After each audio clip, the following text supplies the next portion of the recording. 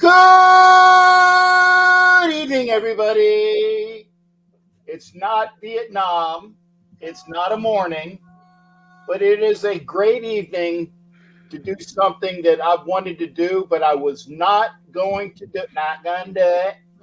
Not going to do it. Wouldn't been prudent to do a draft show unless I have people that know about college football, that are studious, learned, erudite, urbane. Look those up. Those are the big words of the day from your dictionary.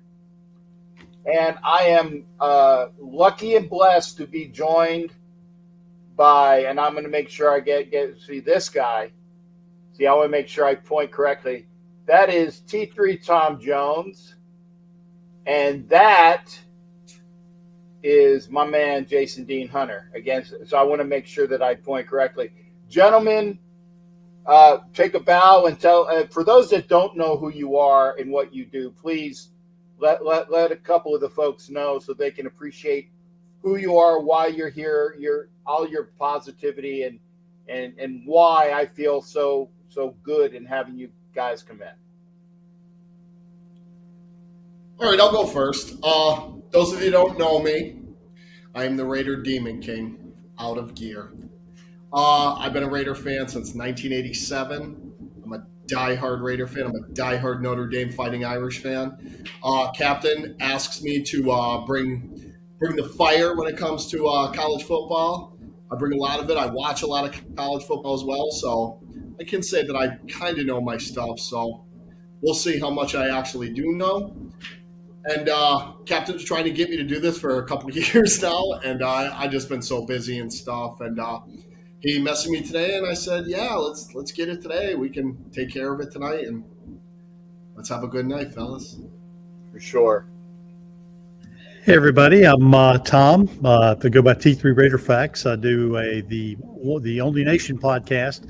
In addition to chipping in on some other different podcasts, I've been following the Raiders for a long time. In fact, the first Raiders game that I saw was the Heidi game back in 1968. Just saw the tail end of it because I was a young tyke back in the day, and we were waiting on Heidi to come on that night. I know Heidi, my co-host on the Only Nation podcast, will be happy to hear that. But I've been following the Raiders for a long time, and we're putting this thing together. I'm happy to be in. We've done a lot of research on this, and I was talking to Jack earlier, told him to just remember, what I've put together is kind of my draft board, certainly not Ziegler's. So we'll see how everything shakes out. Just looking forward to getting into it, and happy to be here tonight.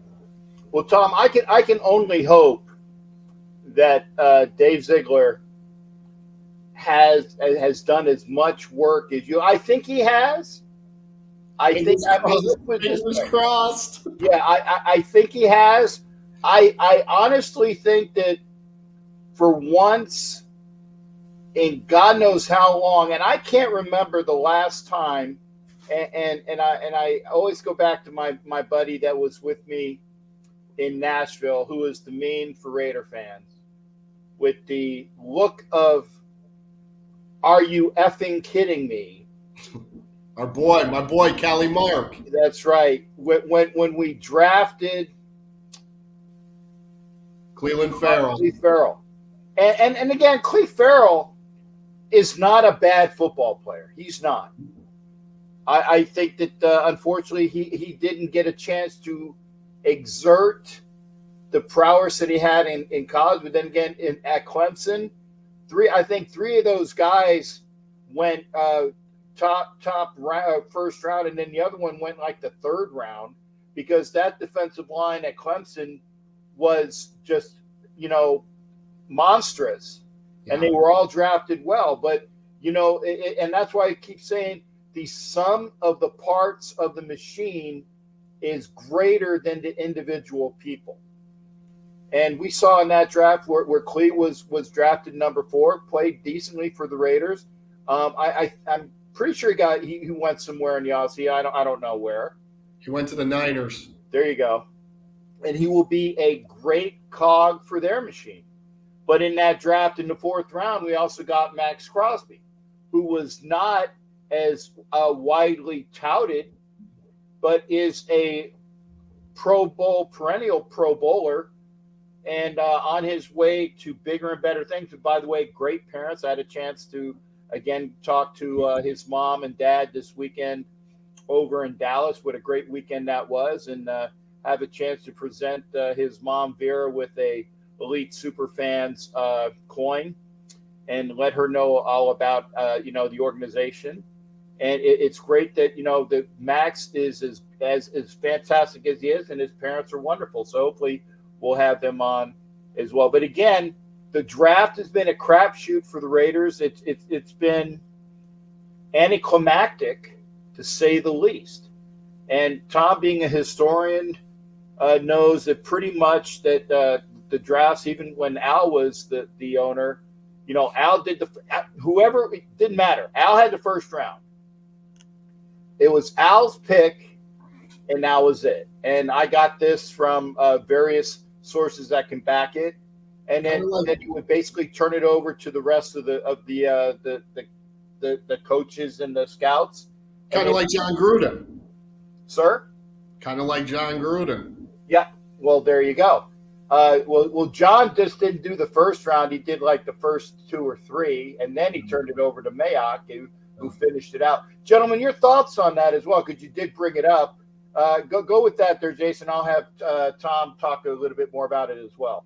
Well, we had 3 picks in the first round that year, and we were really, really excited. A lot of people wanted Josh Allen, not the quarterback, the linebacker, which I thought, because he would be better in a 3-4, it would have worked to our advantage.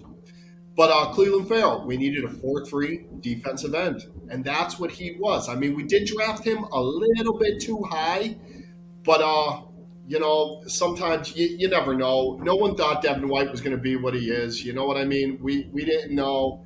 We got what we needed. We went for a need and not for best player available. As you see, the Josh Jacobs thing turned out well. And, Jonathan Abram, he's a linebacker that they put at safety. He should have. I said it from jump that they should have put 15 pounds on him and put him in the box.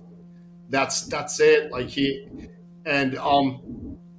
It just wasn't what we expected. But you're right, Cap. We did get Max Crosby, and we did hang out with his parents this weekend. Great people. They were excellent. So much fun to be around. They love that we love their son. They love that the Raider Nation loves him so much.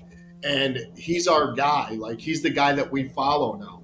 Even though, there's a lot of Derek Carr fans out there, and we follow Max. Everybody follows Max. Everybody loves him. We hope he never leaves the Raiders. We hope he's with us forever. And as you can see, the only one left, basically, there's a couple guys left from that draft, but we don't know how long Hunter Renfrow is going to be there. So, but we'll see. What do you think, Thom? Well, first of all, I want to say hi to James Farrell in China and Cool Kev and Omar in the chat. But getting back to the draft, when you talk about Al having his hands all over it, his fingerprints all over it, absolutely. I remember back in the 2009 draft when Darius Hayward-Bay was selected, and Mike Mayock was actually on the air for the broadcast. And as soon as the pick was announced, he said, "That's a classic Al Davis pick." And it certainly was. Darius Hayward-Bay is somebody who could have been had in the second, probably maybe even the third round. But, Al wanted his speed, and he was convinced till the day he died that if he got a fast receiver, he just needed to find a quarterback with a strong arm to get it to them, and he could just stretch that field and play that vertical game like he did back in the 60s. As the game changed, he didn't necessarily change along with it. But going back to the 2019 draft, like you alluded to, Jason, I had Josh Allen going number 4, as a lot of people did. I actually had Klee at the 23rd spot, where Josh Jacobs was. But of course, once Klee got off the board, I had to scratch that and say, well, okay, then we have to readjust things. But I honestly believe that if Klee had been selected in the 23rd spot, he might have performed better with all that pressure off of him. And who knows, if you combine him along with Josh Allen, that could have been a very formidable defense up front. So who knows how things could have changed if those 2 picks maybe had flipped. Yeah, absolutely. Yeah, And I like Josh Allen a lot. Everybody liked him. You know, he was fast linebacker, but like I said, it looked like he would have been better off in a 3-4. And you could see what he's doing in Jacksonville. You know, he finally found his niche, and they're gonna have a good defense. Like I know it's funny to say about the Jags because they've been laughing stocks, but we went down there and yeah, they did some things to us down in Jacksonville. No, we did some things to ourselves down in Jacksonville. Yeah, I'm glad you said it, Tom. I can't. I can't. You can only shoot yourselves in the foot so many times before you can't walk. But Yeah. and actually, it's unfortunate that we didn't draft Josh Allen because I actually took a flight home with a guy. I think it was at one of the Cincinnati games, and he was going with me to the first flight, which was going into Washington or Baltimore. I'm sorry, and he actually knew Josh Allen very well, but from his UK ties, he's like said, "Hey, all you got to do as a Raider is you draft Josh Allen, and you're gonna win. The guy's a winner, and I'll get him up on your show." So there was another missed opportunity that I could have had Josh Allen on the show with the family, but we did draft Josh, and I'm gonna flip for the elephant in the room because this is draft related to a point. Josh Jacobs has not signed his tag. He is not going about doing the voluntary, and obviously stress voluntary workouts that the Raiders have. Obviously, he doesn't want to do anything to cause problems to him or the Raiders. But there has been conjecture that both Josh Jacobs as well as Jason mentioned it, Hunter Renfrow might be doing some moving on draft day from the Raiders. And I was going to say, have you guys been hearing of the same conjecture? And what are your thoughts on moving Jacobs and Renfrow? And if you want to keep them, that's for sure. You guys can go. I'll give it to you, Tom. Then you can take it, Jace. All right, thanks. First of all, I don't think Josh Jacobs is going anywhere. I'll be honest with you. I think the Raiders did him a favor by putting the franchise tag on him because, again, that upped his salary from $8 million to $10 million, and he might even get more than that, depending on any incentives that are in there. Now, the fact that he hasn't signed his franchise tag yet, I wouldn't worry about it. We're just in voluntary workouts right now, and he's really not needed there. There's no need to stress out of or everything. So I think there's a lot of drama being cast into it that we don't really need to worry about right now. Hunter Renfrow, I really believe, is going to be traded. Now, I don't know whether it's going to be part of a draft day or maybe a couple of days before draft day. I don't know. It's not to say I don't like Hunter Renfrow. I really do. But they brought in a guy in Jacoby Myers who is a really, really good, dependable weapon in the middle. I don't think they need two of those. Hunter's already got his money. So I think at this point, if they could trade him and maybe get some additional draft capital, I don't think they need anything more necessarily for this year, but they could start stockpiling again for next year, maybe a combination. But again, if they do keep Hunter, that's going to just add to that arsenal that they have this year. But if they move him, they certainly will be able to add to the capital they have and then move forward. So I think they're in good shape either way. But I tell people all the time not to worry about Josh Jacobs. This is going to fuel the man. If he, when he was a little upset last year, he put the team on his back and he carried them, and he carried the load, and he was the leading rusher as well. But now he's got two young guys behind him, and who haven't really seen the field, so they're challenging him to be the man. Now, if he steps up and is the man again, he can earn some good coin. But if not, the Raiders have a backup plan, and that's those two young studs that they have in the backfield that if they could show up healthy and ready to go, I think we'll be in good shape. Yeah, to go by your point, yeah, Josh ain't going nowhere. I mean, I know a lot of people because everybody's an expert, right? Everybody's a GM. That's why we're here. and they're doing what they're doing in Vegas. Okay, running back market out there. They're not getting paid. You can see it.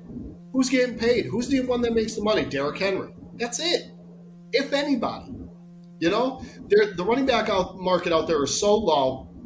Yeah, Josh did get franchise tagged. He didn't sign it. You don't know that we're not talking to him. Anybody can say, oh, they're not talking to him. Did you hear from Josh McDaniel's mouth? Did you hear from Dave Ziegler's mouth? Were they talking to you on the phone? No, nobody heard it. Everybody thinks they're so-called. Like the Hunter Renfrow thing, that's a big possibility because we've been hearing that a lot with the Arizona Cardinals. But I don't know. Arizona's going to be in a rebuild. I mean, no Kyler Murray for a minute. They're trading D-Hop. He's going somewhere. Budda Baker wants out.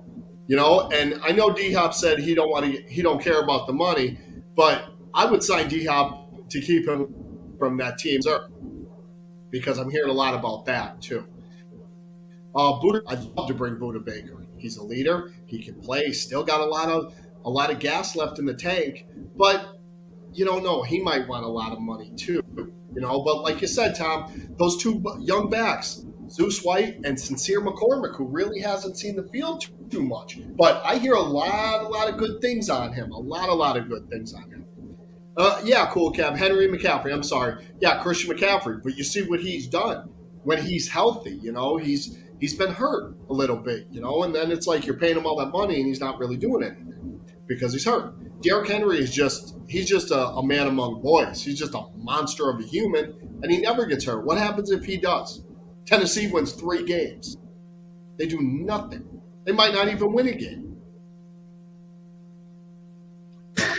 I'm going to hold the other big question that is on the minds of all Raider fans everywhere. It's about a certain position that is much needed. But again, I'm going to hold that one until after or within the working flow of this conversation that we have. And we will, trust me, folks, we will talk about it. And but there are people out there. There are people that still the Raiders might be looking at. Like I said, Budda Baker, Devin White. He wants some coin though. But there's going to be some too expensive. Yeah, there's going to be some moves that are made, but we will see. And again, is there? And I'm going to throw this one out there to you guys as well. Do you see something or hear something or think that the surprise move of the Raiders will be? And since I asked Tom first last time, I'm going to ask Jason this time. The surprise move that the Raiders will have on draft day will be what?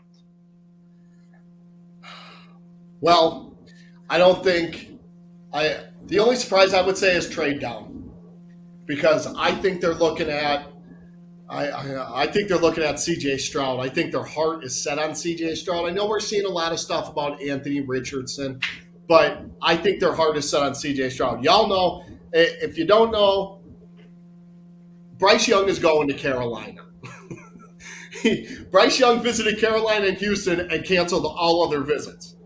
So he's going one here too. And if Stroud gets by the Colts by some strange reason that they go and get Richardson, I don't think Houston is drafting quarterback, because there's 2 dynamic quarterbacks that, me personally, I think they're better than any quarterback that's in this draft right now that are going to be out there next year. Maybe 3 that are better than all the quarterbacks in this draft.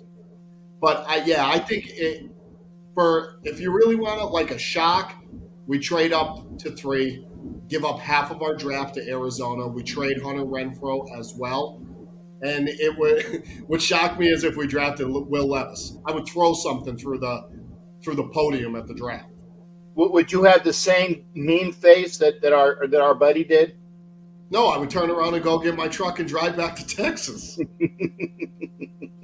There's no reason to stay. You drafted an arrogant punk kid who said I got an MF and arm. That's why I'm throwing here. I like confidence. I don't like cockiness. Okay. Tom, anything to add on that? See, I disagree. I think that Young and Stroud are definitely going 1-2. The Texans are not going to pass them up, even if they tank this year, even if they do horribly and are in the position to draft a quarterback the next year. Well, that just means that they could trade the draft capital they already have for a high pick. I don't Don't they I have, don't Tom, I don't excuse me, like. don't they have two more next year too? Don't they have two first rounders next year too? I believe they do. I believe they do, Yeah. but I'm not Okay. positive.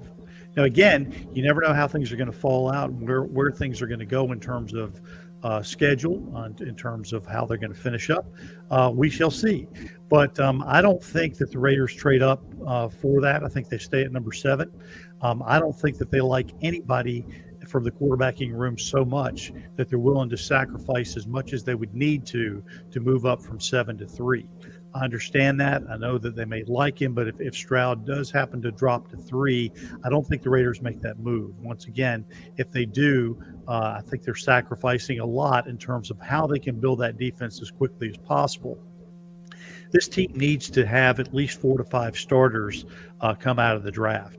I think that's one of the reasons why they haven't gone for any of the high price free agents to this point. But Yes. again, my take is that they need to have 9 to 10 players from this draft make the team. I know that seems like a lot, but of that, I think they have to have 4 to 5 starters, and we'll talk about that a little bit when we look into the draft. But I don't see them making that move. Okay.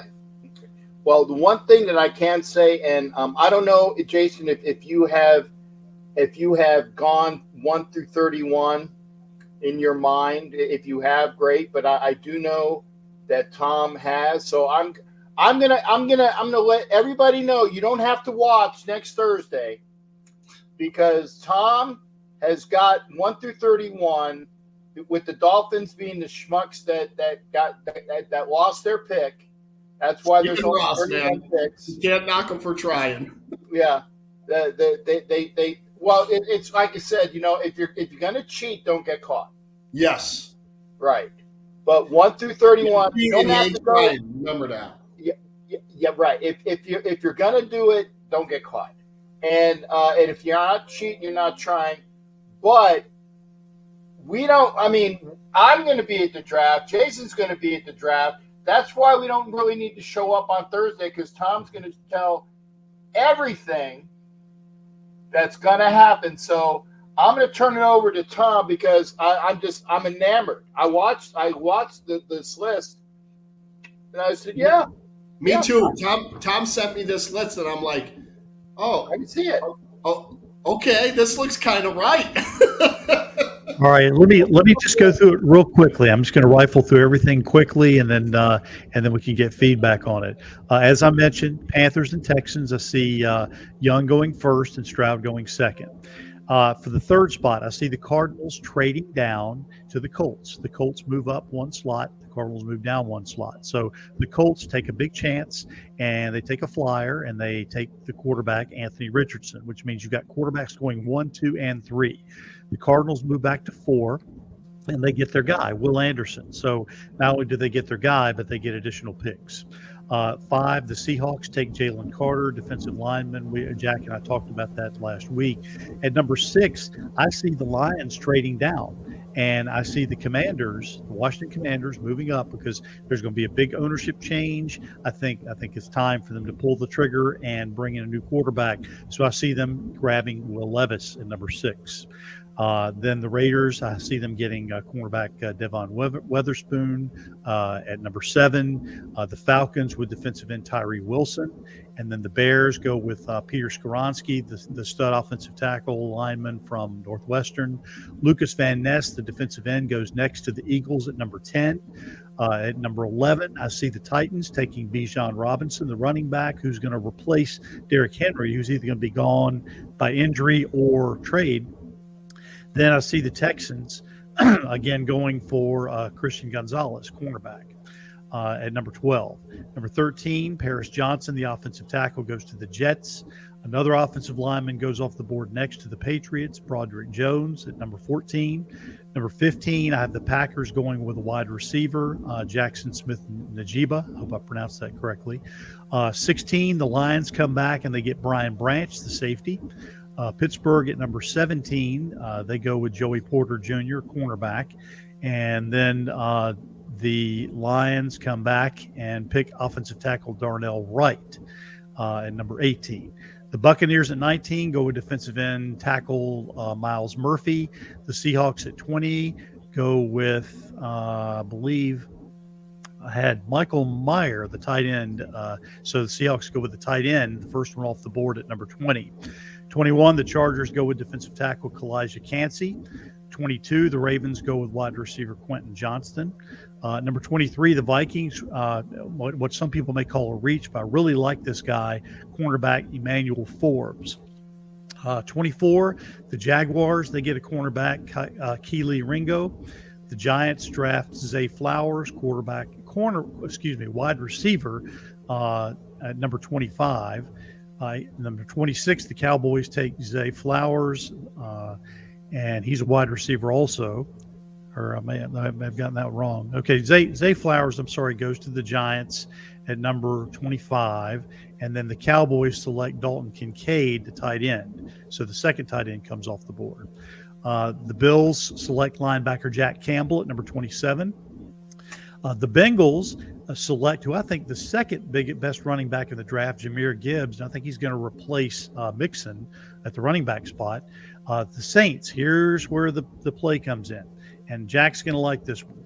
So at number 29, I think the Saints are going to go to the Raiders, and we're going to do a trade down.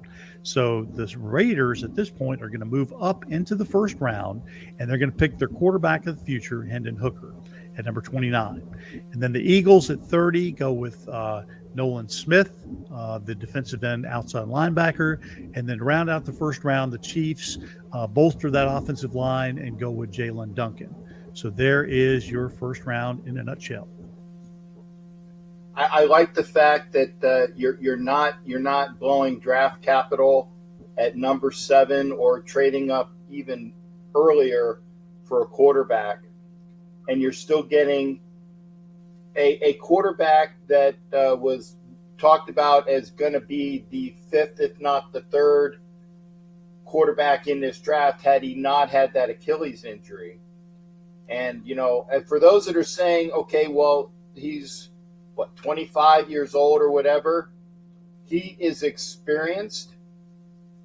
He can run, he can throw, he can do all the things that you are wanting to do, and he is erudite and urbane. That means the kid's got a noggin on his shoulders.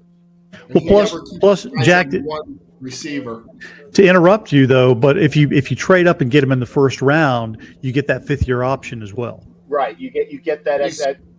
Just taking the points, T. Like I said, one thing about Hooker, he doesn't keep his eyes on one receiver. He doesn't follow his receivers. He goes through his progressions. He knows where he's going, but he looks them off an awful lot. He does. I like Hendon Hooker a lot, Tom, too. I really do. I was hoping that he would fall to the second. You know what I mean? But I don't see it happening because, he's being talked about an awful lot now. Now, when I saw with the Washington with Levis, I don't know, because I don't know if Eric Bieniemy would want him. I mean, I like the Eagles pick. Oh my God, Lucas Van Ness and what's his name? The kid that the Nolan Smith. My God, that defensive line, it would just get better. Like, it's crazy. I would see the Eagles trying to trade up to get Jalen Carter because you're hearing all the stuff about him, right? And who were the 2 guys that were like his big brothers at Georgia? Davis, who's already there on the Eagles. And Kobe Dean, who's with the Eagles as well. Right. So I thought it would either be Carter or them sitting tight at 10 and taking Bijan Robinson, the running back from Texas. And I see Tennessee possibly trading up for a quarterback. Yeah, I don't think that the Seahawks are going to let him get out. If he goes to number 5, I think that's where he's going to go. Yeah, Seattle's defense was Swiss cheese when it came to the run game. They were worse than worse. They were like the 105th team in college football. Their run defense was so bad. They need an absolute pillar. I remember when a couple of drafts ago when Brown, the massive defensive tackle out of Auburn, I kept saying if there's one guy in the draft I want the Raiders to get, it's him. But there was no way that the Panthers were going to let him go because they had to have something to form the solid base of that foundation of the defense, which is what he became. Malcolm Brown, right? Was it Malcolm Brown? I don't think it was Malcolm Brown. I can't remember right offhand, but I know Brown's his last name. I know that much. I have to go back and look at. Or is it Derek? Maybe Derek. I don't know.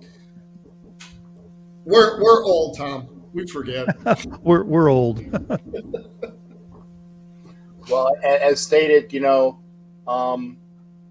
that's the draft. I like Tom's draft. I like the fact that Thom has us grabbing Hooker. But yes. in the off chance that the Raiders don't, and this is where I said we were going to talk about quarterback. I think it's about time to get this conversation in. In the off chance that the Raiders don't trade up into the first round, get that extra year, or somebody surprises and grabs him before he would even be available, because there's always surprises every year.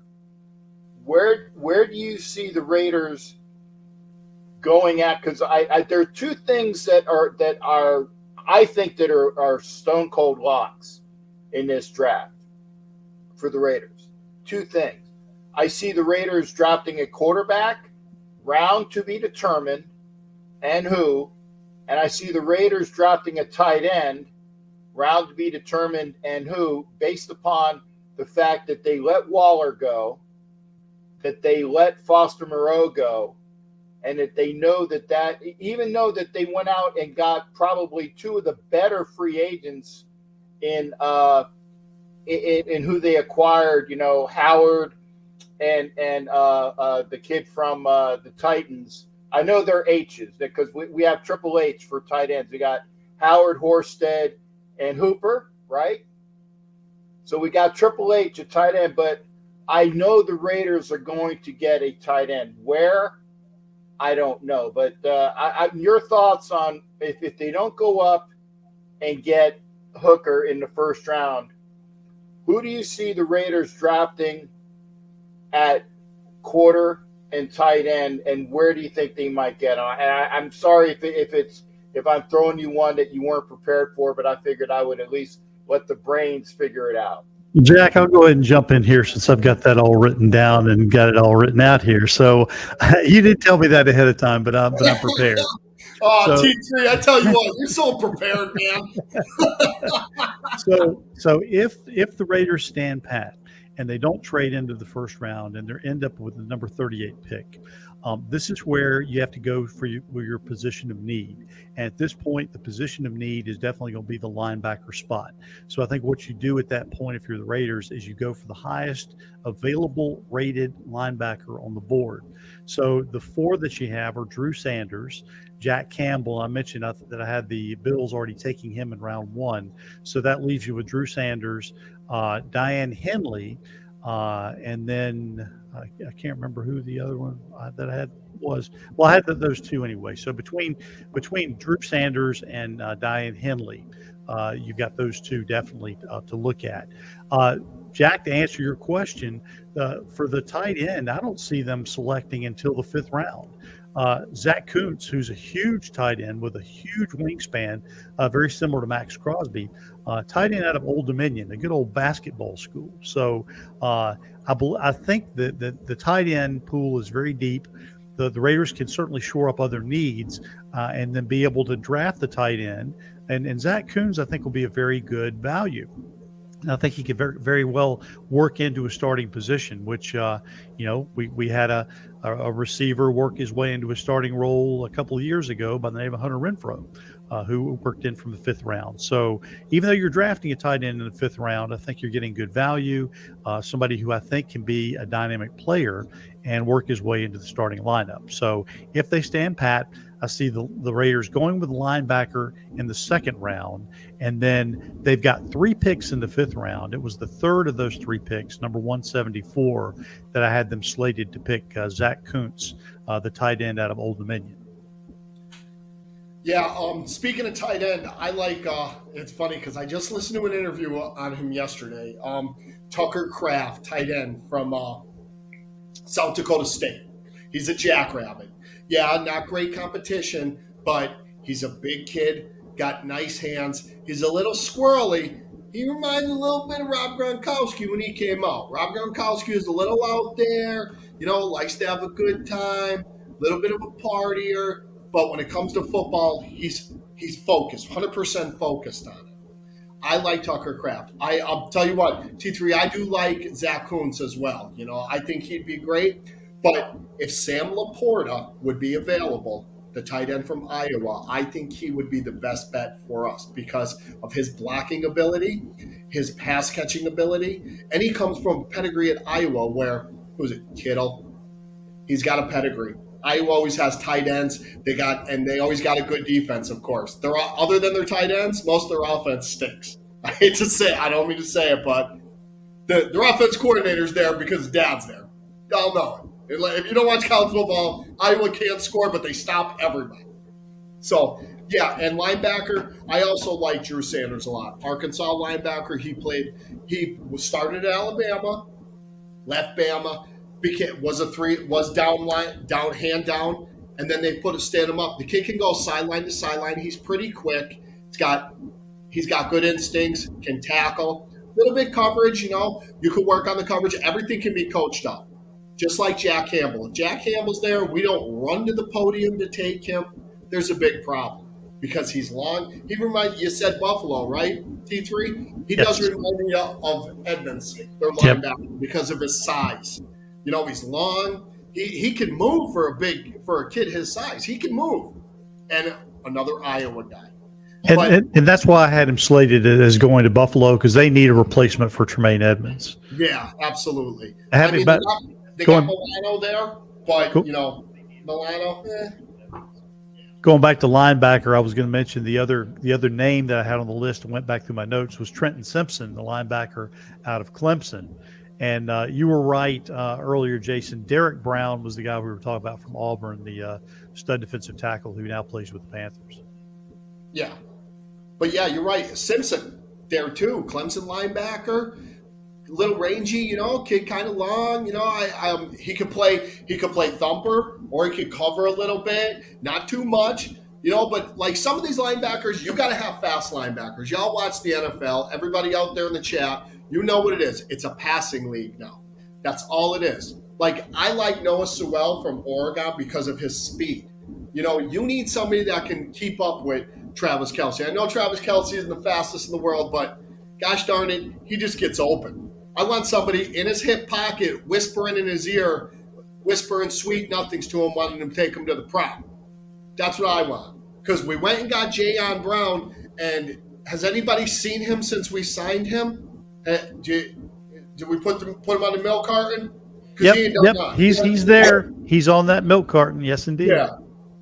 And I know we have our linebacking core is basically undrafted free agents. I liked Masterson. I think Masterson can play. He's just got to get a chance. He got burned this year, which I liked. And like we had corners, Sam Webb, Tyler Hall, you know what I mean? But we need help all three phases of our defense. We need defense. Not only do we need help, we need talent.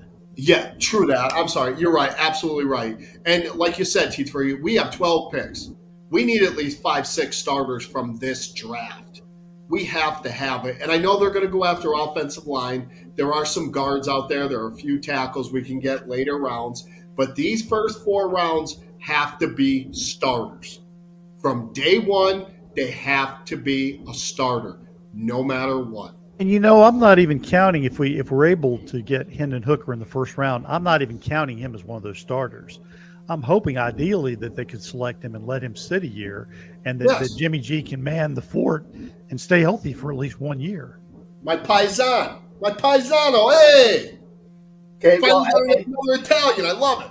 Yeah, and you bring it up, and I'm gonna roll it right into that because you're saying the first 4 rounds have got to be guys that just go immediately in and maybe immediately within, I would say, the first 6 weeks. I'm still here. Okay. Maybe within the first 6 weeks. Maybe not right away. Maybe it takes a little bit for them to break in. But the guys in rounds 1 through 4 have got to be immediate contributors, and that they are there. Now, if I'm not mistaken, it's 1, 2, 2, and 3, 3, 3, right? It's actually it's 1, 2, 3, 3, 4, 5, 5, 5, 6, 6, 7, 7. That's how it stands right now. Okay. So I'm gonna go. Okay, so this is how we're gonna do it. We're gonna go. I'm gonna say, Jason, your first rounder at 7 is this, and then obviously Thom has already stated that we get the corner. And by the way, you called the corner, correct? The kid from Illinois. Yes, Devin Witherspoon. Okay. What made you decide him Witherspoon over Gonzalez? Well, I heard this mentioned on a couple of other podcasts too. Devin Witherspoon is not hesitant to go up and make a play and make a hit on a receiver. Very reminiscent of what Nnamdi Asomugha used to do back in the day. They used to not throw at him later on because he just was that lockdown corner. But Nnamdi decided sometimes he wanted to go out and initiate contact, which is something very reminiscent of what Devin Witherspoon does. He's a couple of inches shorter than Nnamdi, but I think he plays a lot of the same type of ball, same type of way. He just goes to where the ball is, and I think that's something that the Raiders definitely need. Yeah, we need a corner that is going to stick their nose in there. I like Christian Gonzalez. I think Christian Gonzalez is going to get drafted by Detroit because them losing Okuda, and they do have some guys back there, but I think they're going to take him. I like Christian Gonzalez's length. He's 6'2". He runs, I think, a 4.3, maybe a little bit faster than 4.3, but I like his length. He's got good ball skills. He doesn't track the ball super great. He got better. Him and Witherspoon, the same thing. They didn't really get interceptions till last year, and they got better at it. The only thing I like more about Witherspoon is he sticks his nose in there. He will go up and make the tackle. Gonzalez won't. He will, but he doesn't fight off blocks, and that's what I'm worried about. A bigger receiver getting a hold of him on the line and being able to just do what he wants with him. And the fact that our defensive back coach is from, or it's out of the University of Illinois. Hobbs is is an Illini alum as well. I think that the familiarity between the coach and the players would work in this instance, because again, you already know what the kid can do and what you envision him to do. Okay, so Thom has him. Thom has the corner. Jason Dean, round 1, pick 7. Who's yours? If he's there, Jalen Carter. The reason why is because to me personally, he's the best player in this draft. I think he can be coached up. We have leaders. We have Chandler Jones. We have Max Crosby that can keep this kid under wraps. If he falls to us, if he gets by Seattle, by some crazy chance, he gets by Seattle and maybe they take Breesy, we have to jump at that because him, Chandler, Max, and I can go play on the defensive line and we're going to get 40 sacks at least. I'm pretty quick. Not big, but quick. Well, we would have to jump up because if Jalen Carter gets past Seattle at 5, if Detroit doesn't pick him at 6, somebody's going to trade up. Probably the Eagles to trade up, or the Lions could trade back and still get somebody good and get additional picks. But if he falls beyond 5, he's not going to make it to 7. And I see. What's up, Reef? What's going on, Black Danos? I don't know. I don't get the Clowney 2.0 reference because he's nothing like Clowney. I've watched Georgia. I've seen Clowney too. Clowney made 2 plays in college football that made him great. You're right. He did. He had 2 plays, one where he sent the Michigan guy's helmet flying, and he didn't really do too much after that. No, he was just a monster of a guy. But Jalen Carter's been double teamed all year, and he fights double teams off. He changes games himself. I know that Georgia defense is that good. They are. But when Jordan Davis was there, when Nakobe Dean was there, Jalen Carter was still the best player on that defense. he's also something that our friend Clowney never was, and that's a champion. True. Yeah, did he like? Did he not look good at the combine? No. Was he out of shape pro day? Yeah. There's other guys that have done that have succeeded. It is what it is. But if he wasn't there, I would again I wouldn't bother me to take Cansey there even. Tell you the truth, because I know he's small, but he's in the mold of Aaron Donald as well. Short, strong. He is strong like bull. He's a very strong kid, and if they decide to go there, I don't want them to go Breesy. I mean, I have nightmares about Clemson defensive linemen, man. I do. I mean, I actually, I did a mock the other day when I was coming over on the flights on Sunday night, and my mock I was torn between Cansey and Tyree Wilson, and I ended up taking Tyree Wilson because I wanted a bookend for Max, and I think that I was okay with that because I know that we drafted the kids last year. The big kid, the LSU guy, and then and they're saying they're looking good. Guy. They said they look good. They're in the gym. Right. They're in the facilities. They lost weight. They said they're looking good. Matthew Butler and Neil Farrell Jr. Right, and that's the reason why I took Wilson. And yeah, I know that we need a corner. Trust me, but when Wilson was on the board at 7, I said, give me Wilson, and I won't think twice about it because I think that there will be opportunities for corners and maybe lower rounds, but there's not an opportunity to get a guy with the stature and the upside of Wilson. And then, like I said, we have Farrell and the other kid that we drafted last year that will hopefully improve leaps and bounds. And Wilson can move inside a little bit too. Yeah, I don't disagree with you. Tyree Wilson would not be a bad pick at that spot. No, not at all. There's like 4 guys that we could pick there that I think most of the Raider Nation would be happy, but you can't make everybody happy. Everybody's going to complain. Everybody's going to say that we should have did this, we should have did that. Looking back at a lot of drafts, we did miss out on a ton of guys, but so did other teams too. Some teams hit, some teams didn't. Jason, there's only 2 things that'll make Raider Nation happy. One of them is hoisting Lombardi. Absolutely. And the other is firing the head coach. Absolutely. Well, if that head coach hoists the Lombardi, I'm quite all right with Josh McDaniels. Agreed. Yeah, and actually Ed Winchell made comments about it, and I am, and for those that don't know, I am of patience. I said you don't cook one of those cakes and take it out halfway through the baking process. Bun cake. Yeah, whatever. But or if you have a souffle, if we're going to go hoity-toity, if you take a souffle out of the oven halfway through, it's just going to suck and drop, right? Sure. Let the chef, let the cook the whole process, and that's why I said you got to go through year 2 to get to year 3. Don't pull and then if you don't like it at the end of year 3. And the promise is not there, or you don't see the vision, and the team has not gelled, then you can go and fire the chef. But I am of that mind. So everybody that wants to get rid of a McDaniel, and I do say don't mess up the name. There are people that call him names that are it's childish. It's childish. Stop it.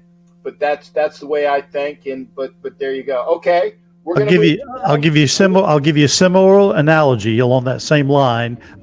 If you ever bake a cake, you got to take the cake out of the oven. You got to let it cool before you can put the icing on. If you try to put the icing on before the cake cools, it's going to just tear it up. I like that too. So in round 2 now, Tom, you're already saying that we're taking that linebacker, because I do actually listen to when you say that, because you said that in round 2 we're taking the linebacker. Best Jason, available linebacker, yes. Jason, what's the pick, and Jason, who you taking in round 2? Well, if we end up going defensive tackle or, like I said, Tyree Wilson, I think he's going to be there. Blood cake, that's funny. I think he'll probably be there, and that's Emmanuel Forbes, the corner from Mississippi State. Yes, is the kid tiny? Yeah, he's about 175 pounds, but he took 6 picks back for touchdowns. The kid is a ball hawk. He's all over the ball. He gets his hands on the ball. He can pick up, and he'll tackle. He will get his nose in there and make a tackle. Now, I also like Justin Brents, who's coming up the ladder. I don't know. All of a sudden, I started hearing about him. So let me look this kid up from Kansas State. He looks really good. He does. Kansas State didn't have a bad defense last year. I mean, they played Bama, but it is what it is. Everybody that plays Bama in a bowl game gets lit up. It happens in life. But yeah, Brent's at corner. Like I said, if we go Tyree Wilson or Jalen Carter, I think we'll go corner in the second round, which I would take Emmanuel Forbes if he's there. Okay, Thom, we're at round 3 now. What are the picks, and who are yours? So in the 70th pick in the third round, I think at that point you go with the best player available, regardless of position, looking at your overall needs and seeing where you can plug a guy in. So I'm looking at Isaiah Foskey, the defensive end out of Notre Dame. I'm looking at offensive tackle Blake Freeland out of BYU. And I'm also looking at offensive tackle DeJuan Jones out of Ohio State. Those are the 3 guys. Monster. DeJuan Jones is a monster. I mean, that kid is definitely one of the biggest humans. If he doesn't make it in the NFL, he's going to be in WWE. Believe me, he is a monster of a human. His arms, I think he's got like a 7'4", maybe 7'9" wingspan.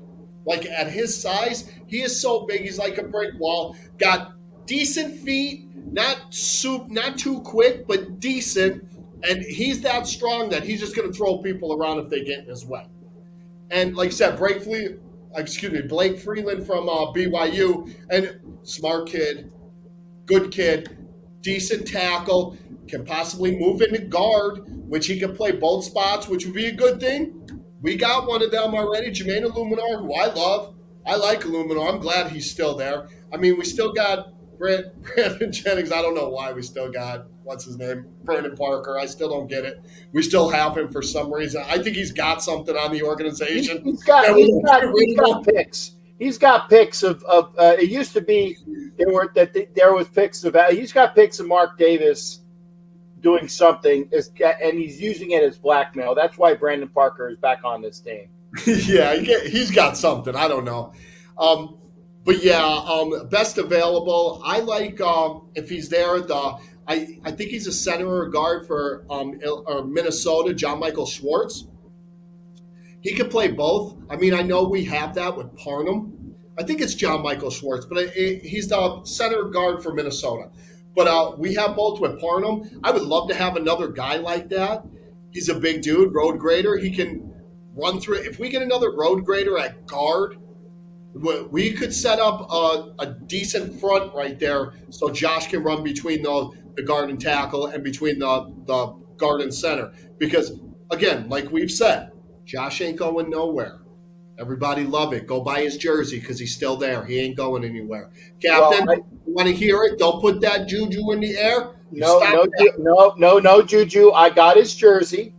I'm covered either way. I got his jersey at half price, so I'm good. You know what you're going to have to do? Everybody, when they were freaking out, when he was changing his number and stuff, the only thing he's going to do is change his number back to 8. That's it.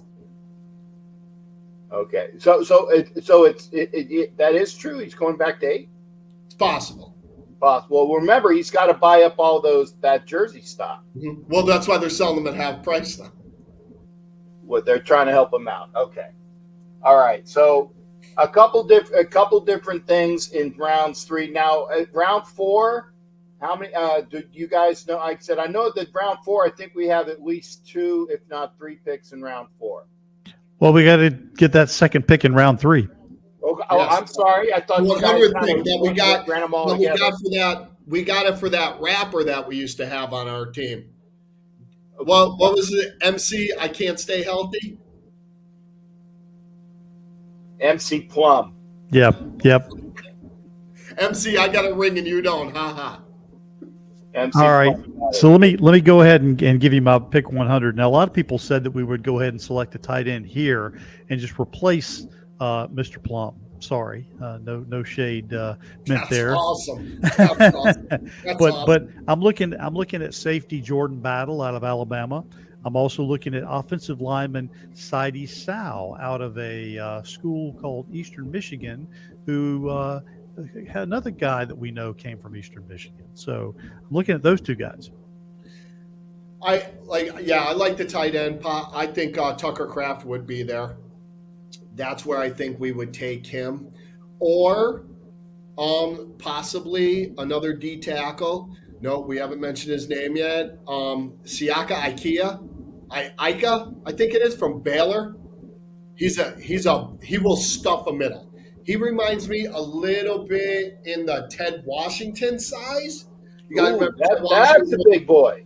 You remember Sam Adams? You remember how good those defenses were, Raider Nation? Yeah, they're the ones we had good defense with those big boys in the middle. He's a big kid. He's quick, and he's an oos. You know how the ooses are. The Polynesians, they're good in the NFL. Every oos has been pretty good. There hasn't been really too many of a bad one. Haloti Nada, bad boy. You know this Ika, I think it is. I hope I'm pronouncing the name. Don't be mad at me. Don't be mad at me, Oos. Much mana, Oos. But yeah, I think we'll go with him from Baylor if he's there. I think it's pronounced Siaki Ika, I believe, but I'm not positive. And I'm glad you mentioned him because I have him on my next pick at pick 109. And starting off the 4th round. Now, once again, I think you have to go with the best available, looking at all of your position groups there. So in addition to him, I've got a couple of other guys. I've got a guy by the name of Yaya Diaby. Louisville, right? He's an edge rusher out of Louisville. I also have safety Jamie Robinson, safety out of Florida State, and then Miles Brooks, the cornerback out of Louisiana Tech. So those are all guys I have at that spot. Yeah, I like Siaki. Yeah, this draft isn't really safety good. It's just now there's a couple. The kid from Bama. I think it's funny for me to say this, but I think Ringo can be moved to safety. Keely Ringo, because I don't think he's really going to be that good of a corner, to tell you the truth. I think his defense, more or less, at Georgia helped him out tremendously. Mm-hmm. Yeah, I agree with that. Having seen him play, he's more of a hawk / tackler, rather than a cover guy. He did well in Georgia in what they asked him to do, but he does remind me more of a safety than a corner. I will agree with that. And I think at this, which we wouldn't have our quarterback yet. And if I think we're going to go after one, it would be maybe here, possibly. There's 2 that I'm thinking of. There's Aiden O'Connell from Purdue. Yep. Or, I know I'm going to get a lot of flack for this, Tanner McKee from Stanford. There's nothing. Hey, no. There's nothing wrong with Tanner McKee. Here's the thing. I've been harping on him for a while. There's a lot of, he can't do this, he can't do that. Well, you know what? There was a lot of guys that they had that 100% can do this, and they said Ryan Leaf was the next great quarterback in the NFL. So. And I'm glad you mentioned Aiden O'Connell because as we move and transition now to the 5th round, pick 141, this is where I have the Raiders pulling the string on a quarterback. If they don't already have one. Now, I'm assuming if everything is falling flat and when they've not gotten Hendon Hooker like I thought they should, then they have 4 quarterbacks that they could possibly pick here in the 5th round. And again, maybe not the quarterback of the future, but maybe the quarterback of the future. Aiden O'Connell is one of those guys. Clayton Tune, Tanner McKee, and also Jake Hayner out of our friend Fresno State.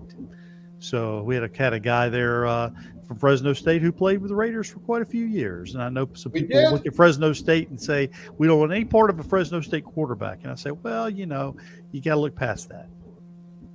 Yeah, I mean, yeah, a lot of Jake Hayner. I hear a lot about him too, and he's got mentality, and it is what it is. If we pick him, a lot of people are going to be like, "Oh, Derek Carr 2.0, blah blah." No, they're not even close to being the same.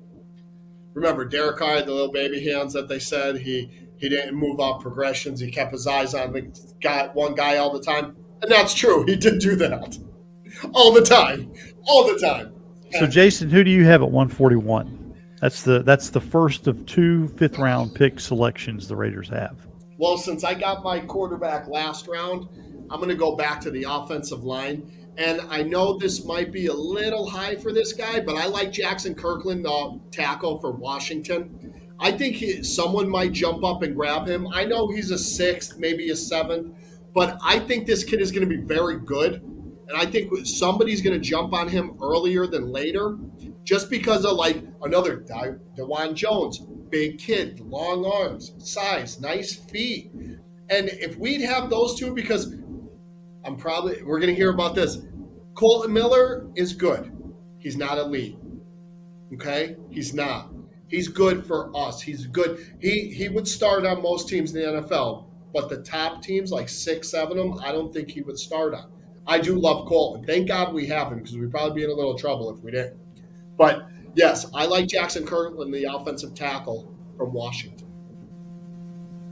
All right. So having said that, let's move 3 picks down to pick 144. So just 3 picks after that, who have you got? Or if you want me to go, I can go. Okay, I got one. We're going to go to Max's alma mater. And Jose Sanchez, defensive end. He's an edge rusher. He's kind of built like Max. He's got a motor, 100 miles an hour. The kid rushes the passer. He's good at that. He's got a good first step. He's got a nice move. He's got a nice little spin.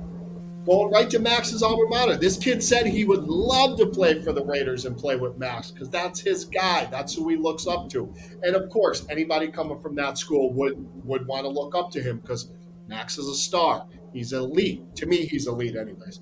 But, yeah, Jose Sanchez from, Eastern Michigan. I like him. Good player. If he's available at 144, I am rushing this card up. Well, of course, at that point, we did just make picks. They don't rush the card up anymore. But 5th round, 144, linebacker out of Alabama, whose name I love to say, Henry Toto. Toto. Well, actually, it's Toto. Toto. And the reason why I know that is because I know the Asians. Okay, you pronounce Icho To. Well, he's gonna hear Toto. That's what you're gonna hear. Exactly. He's gonna hear a lot of that. He will. But now, if he's off the board, if he's gone, I'm looking at edge rushers. O'Shawn Mathis, the edge rusher out of Nebraska, or Nick Herbig, the edge rusher out of Wisconsin. So if the linebacker's gone, too, right? Huh? Herbig can play linebacker too, can't he? Exactly. So again, you've got either a linebacker or an edge rusher at that spot. Okay, with our next pick, what are we in the 6th? No, we still have one more 5th round pick. Oh, so boy. We've done 141 and 144. So now we've got 174. So we dropped down about 30 picks, and I've already given you my pick at this point. This is where I think we grab the tight end. This is where we get Zach Kuntz, tight end out of Old Dominion. I'm looking at linebacker. I'm looking at Cam Jones, linebacker from Indiana. He's a good one. Yeah, that kid. I think he's going to be a steal. So nobody's going to think because it's Indiana. Indiana gets beat on all the time, but this kid can play. He's a good ball player. Jason, that could end up being one of the best value picks of this draft. Yeah, I think Cam Jones is good. If you guys don't know, watch his tape. Go check him out. Because I watched this kid a couple times, because I heard the name. And I'm like, what, Indiana? It's a basketball school. What are we doing here, people? What are we doing picking it? So I said, you know what? The eye test.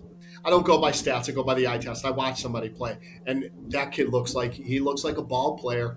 He played in the Big Ten, which means he's most likely tough because you're playing in them cold weather stadiums all the time. Good luck USC. Good luck UCLA.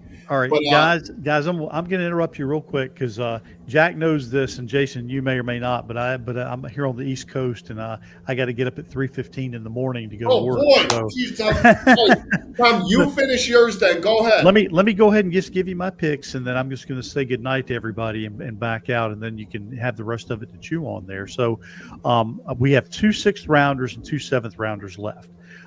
The 6th rounder at selection 204, I have a sleeper pick here.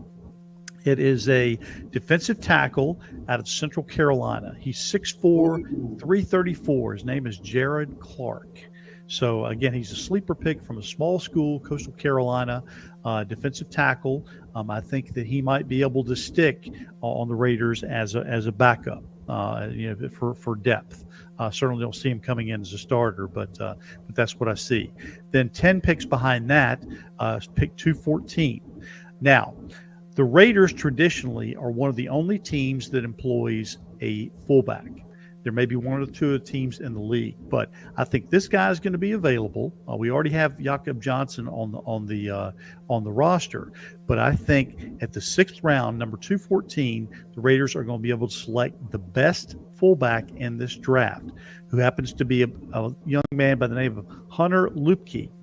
He's a fullback out of North Dakota State.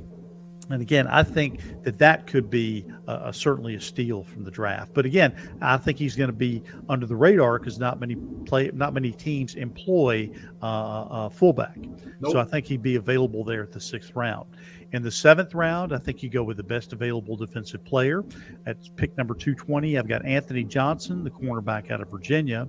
And then in the 7th round, pick number 231, the Raiders' last pick that they have, I think that they go to the well for wide receiver. And they pick the best receiver that's on the board. And the guy that I'm looking at is a guy from South Alabama by the name of Jalen Wayne, who's got a motor on him.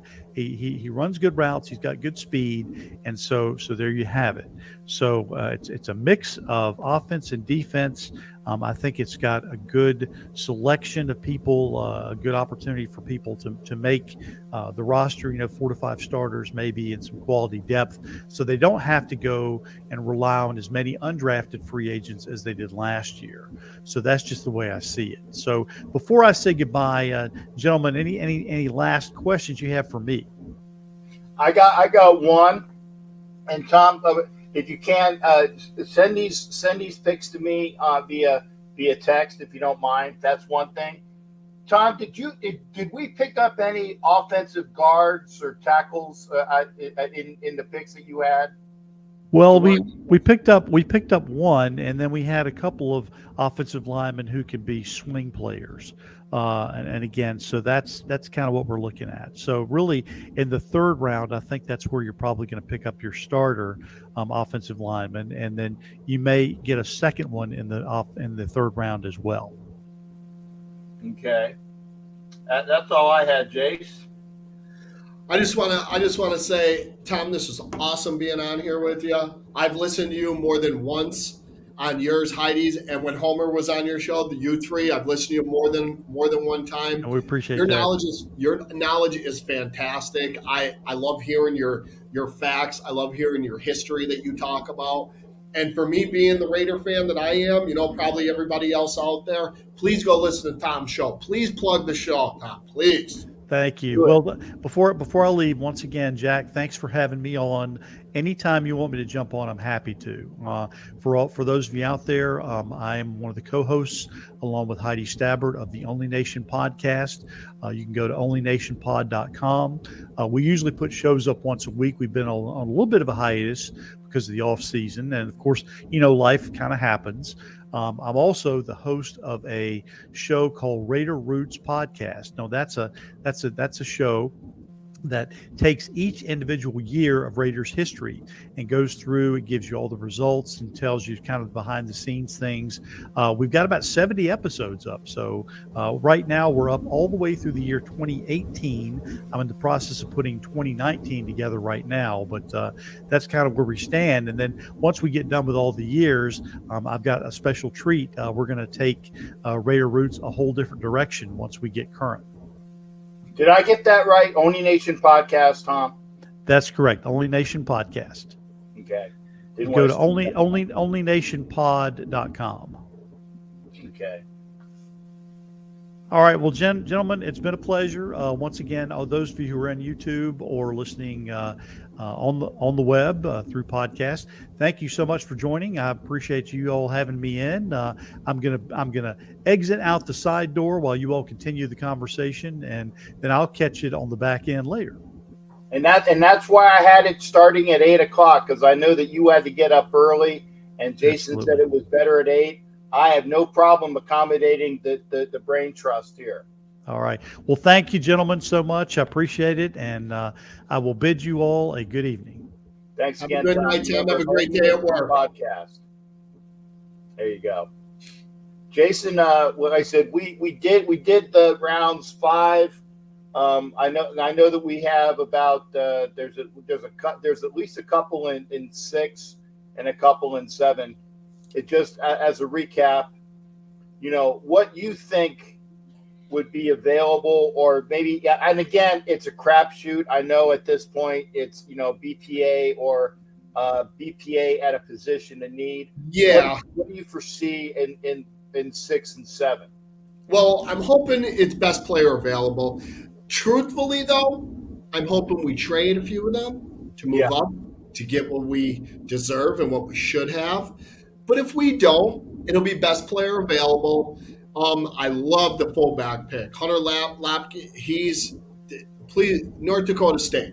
I know everybody's like, oh, well, small school. You know what? Josh Allen came from Wyoming. Okay? And Cody Mouch, he comes from North Dakota State. And he's a monster. He looks like a Raider. No front teeth. The kid looked long hair. He kind of looked filthy. Like he just looked a filthy animal. He should be on our team. We might, if we grab him, that'd be nice. I'd like a second round pick and extra. But best players available. I'm thinking later rounds it'll be possibly another wide receiver. There's a kid from Princeton, Andre. I can't pronounce his last name. It begins with an I. But that kid from Princeton, he's a good wide receiver. That'd be nice. And of course, he's very smart. And they like smart players. They're not gonna BS around. Yes, I know we didn't spend a lot of money in free agency, but this is what these guys do. We're going to have a lot more money next year. And remember, we lost a lot. We have a lot of money on the books on like 4 or 5 guys that aren't even with us anymore. We couldn't we couldn't go and make that splash by getting Hargrove or Darius Slay, or it would be so much money for one guy when there were so many spots on this team that we have that we need help with. One guy's not. Don't tell me Jalen Hargrave is going to be the defensive player of the year. He's not. And would he help Max? Absolutely. But who's covering anybody? Who's at linebacker? I like Luke Masterson, but he needs some help. Who are we going to get? Yeah, and even John Leon reminds us we're spending $30 million of this year's cap salary on players that are not with us. And I believe they will be off the books after this year. So our cap hits for 2024 will be negligible, I believe, and definitely in comparison. I just read what Black Candles. Yeah, I know. Yeah, that's right. I like Paul Crew. I'm a Shane Falco guy. Just gotta say. What about Joe Kane from the Eastern? What is it? Eastern something University. Joe Kane, ESU. Yeah, that's right, Joe Kane. Yes. What's up? As long as he's with the program, I mean with the program, literally, right? If he's in a program to make sure that he is straight, I like Joe Kane. I do. I like Joe Kane. That I would take a flyer on Alvin Mack because if he comes back healthy, he was the bad man. Yeah, and you know what? I would even take the old guy from North Texas State at quarterback. He's really old. I see this, John Leon, thoughts on Dorian Thompson-Robinson. Not the second round. I like DTR, good quarterback. About Played 4 out or 5. UCLA. Yeah, I think he may. Is he from Vegas? Is he originally from Vegas? I think he is. I think he is. I like him. Second round would be a bit too high for him. Maybe fourth, possibly fifth, because I think second's just a little bit too high. He's going to be there. A lot of those quarterbacks are going to be there. Like T3 said about Clayton Tune out of Houston, good quarterback, But we have more need than that. And I know, yes, Jimmy G is, but remember, Jimmy G's there for 2 years. We possibly still may get Hooker. Hooker may be there at 38. We may trade and get another second round pick. We may drop down to like 11, maybe 10, maybe 12, 13, where we can get Cansey, possibly Joey Porter Jr., pedigree in the NFL. Daddy played for his Squealers. You never know. Y'all know. The draft is a hit miss. It's a crapshoot. It's 50-50. Right. You don't know. Like, nobody thought Devin White was going to be what he is. You may say you did. Oh, I knew. Nobody knows anything. That's why we're here, and we're not there. We're all couch GMs. We all want to say, I told you so. I was right. Everyone wants to say that. Why? You still got to get up for work tomorrow. You still got to pay your bills. The only thing that I'm actually happy about saying, and it was at that draft when the Giants drafted Jones, and I said to the Giants fan who was pissed off, I said, "You got a good quarterback that is going to be there under the system that Colbreth had." He was taught well under Colbreth. He's not a bad quarterback. He's not a bad pick. So I can honestly say he's not the greatest, but he is the guy that has done so well for the Giants that they had to spend some money on. I can't say that because he came from Duke, which is a basketball school. So I was like, But he's lasted this long. Yes, he has. And you know what helps him last that long? His legs. Yeah. Which kind of, the kid can run. He's sneaky fast. It's weird. He would have one more touchdown if the grass hadn't tackled him on that Monday night or Sunday night game. You're absolutely right, Reed. He fits what they do. He fits exactly what they do. That's why I like Aiden O'Connell and Tanner McKee, because they're kind of in the mold pocket passers for Josh McDaniels' offense. Yeah, China. I was talking about Scott Bakula. I can't remember what his name was, but or I would have said it by. I remember Joe Kane in the program. Okay, but Scott, whatever Scott Bakula's name, just don't throw it to Stone hands. That's all. Don't throw it to Stone. Featherstone was the receiver. I think this draft is going to be a lot of fun. People are going to be mad. Some are going to be happy. I'm just happy with what we get. I'm glad we got 12 picks. And if we trade up, cool. If we trade down, cool. Because we're going to get some guys. I think Ziegler and McDaniel are smart when it comes to draft, and I think Ziegler is, tell you the truth. Paul Blake, there it is, Paul Blake. Paul Blake was all set up, ready to go to Penn State, all set up. Wally had him set up, and then his dad died, so he had to go run the farm. That's right. Paul Blake was there. And he's older. He's a little older than Hendon Hooker is by about 10 years or so. But Oh, and that's why I 15. said if Hendon Hooker is there, you get Hendon Hooker. Okay, you Come get on, Hendon. everybody. How awesome would it be to have a Hooker jersey for the Raiders? The Las Vegas Raiders quarterback, Hendon Hooker. Come on, that's a win-win. That's a win-win. Come on, Reef. You're with me on this. You're Oh with me yeah, on this, Black Danos. Come on, you're my dude. You're my guy. yeah. And John Leon reminds us we do have the 12 picks. Yes. And we're not necessarily going to use all of those 12 because I think that we're going to manipulate.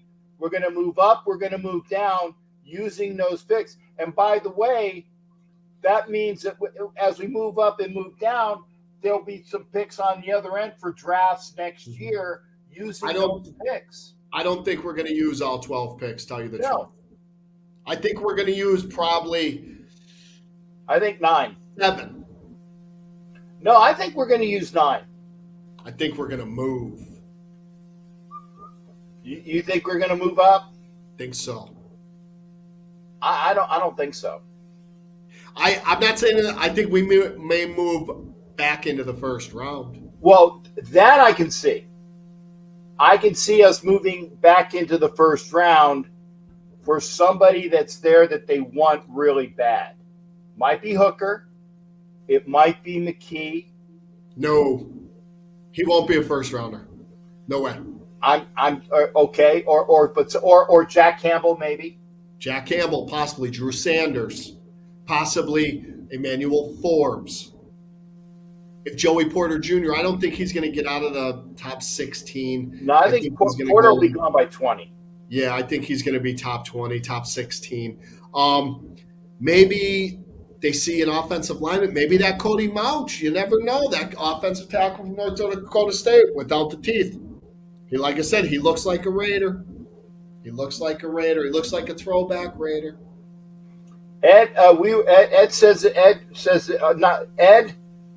It's possible that he will be. He might be a sneak into the back end of the first round because he is probably, and had he not had that injury, he would be a top 3 quarterback in this draft. He'd definitely be in the top 10 if he never got hurt. He would have won the Heisman if he never got hurt. He would have won the Heisman. Hands down. He would have.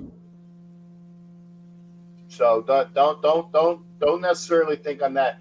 If there's anything that you want to talk to about, first off, about the draft, about the way about what you want, Don Webb, permission to come aboard is granted. I see you over on YouTube. Before I get you, now I can put you on. So I saw you on YouTube first. Permission granted. Always good to see you. If you got any other questions or comments about the draft, now is the time. If you want to talk to Jason Dean, I'm going to put the link up, and Jason will take your questions. We got at least another half an hour of doing this. So if you want to talk to Jason Dean about something, if there's anything else draft related, come in now because I am definitely going to bed at 10 o'clock. Yeah, Thanos, I see what you mean, like junior, as in like kids with their fathers. And maybe Cromartie, is that his name, the kid from the Chargers? He looks good. Yeah. Or who's the kid with Tampa Bay? How you doing, Andrew? Who's the kid with Tampa Bay whose dad played as well? Which kid in Tampa Bay? Safety. Because he's not bad. Yeah, I can't think of his name either. But yeah, you're right, Thanos. Not too many, but Joey Porter Jr. played with Penn State, and Penn State was a good defense. Did they get beat up by Michigan? Yeah, but they ran through Penn State. They didn't really throw against Penn State. Yeah, I'll tell you what, the kid that plays for the Broncos. There it is, Winfield. There it is. Thank you, Winfield. Thank you. Yeah, and the kid that plays for the Broncos as a defensive back is probably one of the better cornerbacks in the league. Surtain. Yeah, Surtain. So, yeah, he's right. There hasn't been many, but there's a couple, and like Joey Porter Jr., he's a decent corner, like I said, my family knows Penn State. They bleed blue and white, which I can't stand. It's disgusting. But but yeah, I know about Joey Porter Jr. I think he's a fantastic corner. He's tough. He can play man to man, get right in your mouth, give you a shot in the mouth. He'll tackle, he'll ball hawk. But at 7, I don't think so. I mean, I do like Witherspoon and Gonzalez better than him. I got him on the same wavelength as Forbes, like as a 3A, 3B, tell you the truth. But if I had to choose, I'd probably take Forbes because of his, his ball hawking ability. He has 6 picks for touchdowns, man. You can't, and he has interceptions. You can't coach that. His instincts are awesome. Is he going to get beat in the NFL? Absolutely, he's going to get beat. Everybody does. But you know who else used to get beat a lot? Trayvon Diggs.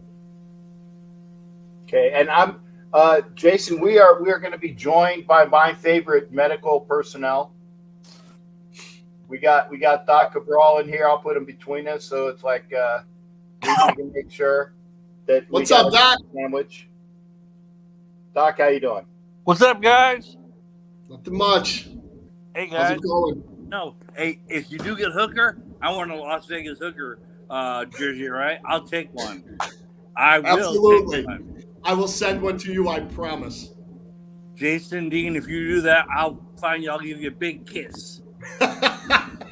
Now, but wait a second. We got to ask the question. Do you want it in black or white, and what size? I want it black, of course, and I want it large, please. So you want a black Hooker? Yes, I want a black Hooker, yes.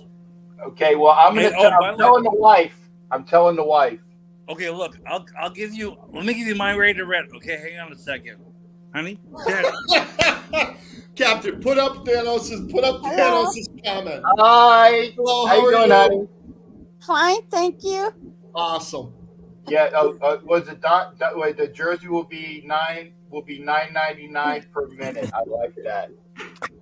Yeah. Okay. Yeah, that's my Raider red. Awesome. She was a Jim Plunkett fan while he was with the Raider. That's awesome. And you got to get her a Hooker jersey too, of course. Yeah. Okay. I'll get her a white one. Okay, I'll get her a white one. I'm gonna have both, and then I'm gonna have his Pro Bowl jersey as well. Oh. That'll be next year after next. Oh God, no, Mom. I have good news for me. Go ahead. Not for you so much, but for me. Caldwell talked to what's his name? To Bob Kraft. They're not going to screw around with Matt.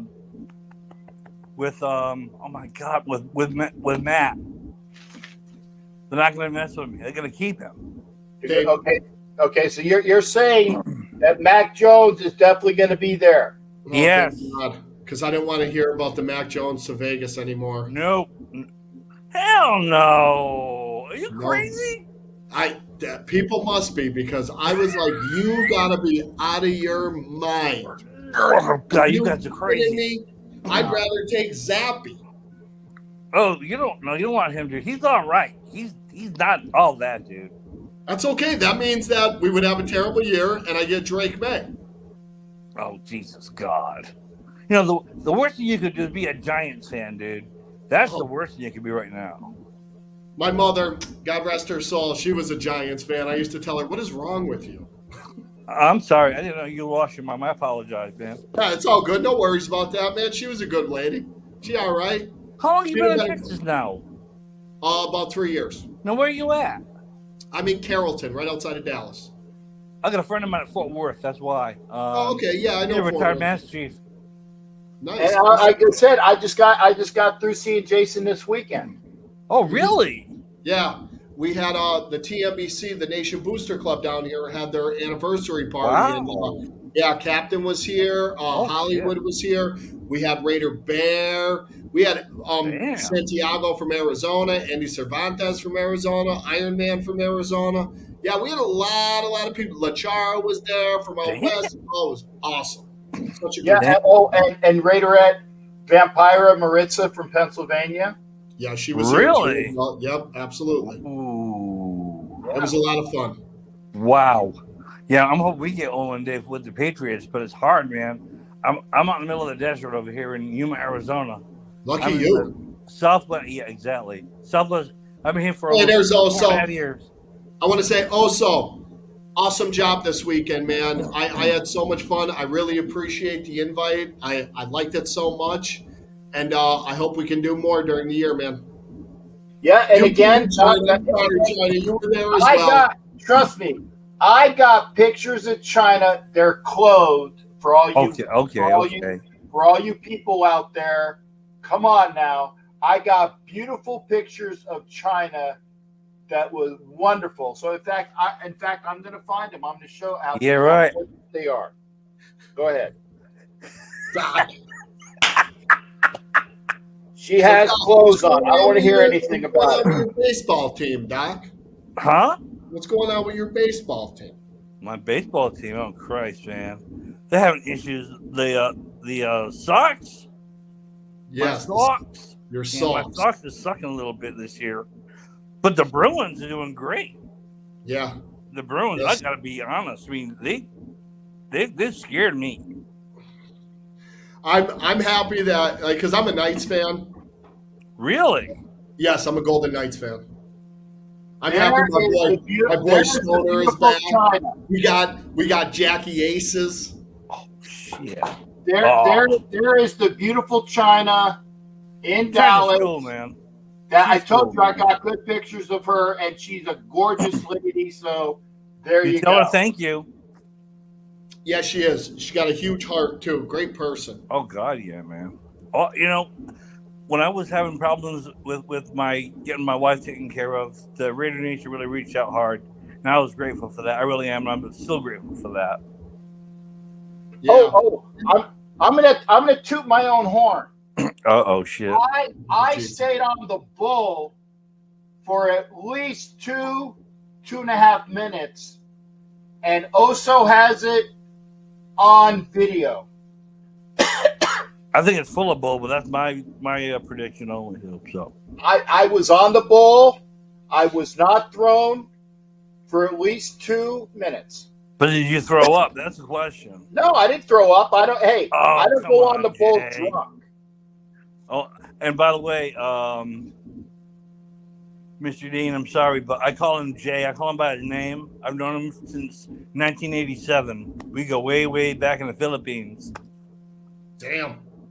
And by the way, about the Philippines, DynCorp has a big contract over there. Really? Yes.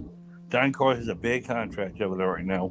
So they're going to start tearing up some old bases up and making them new places now. So, but as for me, I'm still working with the Army Test and Evaluation Command here in Yuma. And we do great things for the Jesus Christ, Miss J. Do you really got to do that on TV? I was gonna say this was my waitress. Oh Lord, this is my waitress. This is my waitress. You're going to hell, Jerry. Lil, you better not let Lil see that. You're gonna be in big trouble. Yeah, Jimmy Farrell. It's not our night tonight. It is what it is. Oh Lord, this boy, man. He's gonna have me in trouble because it's on TV too. Oh, and one other thing.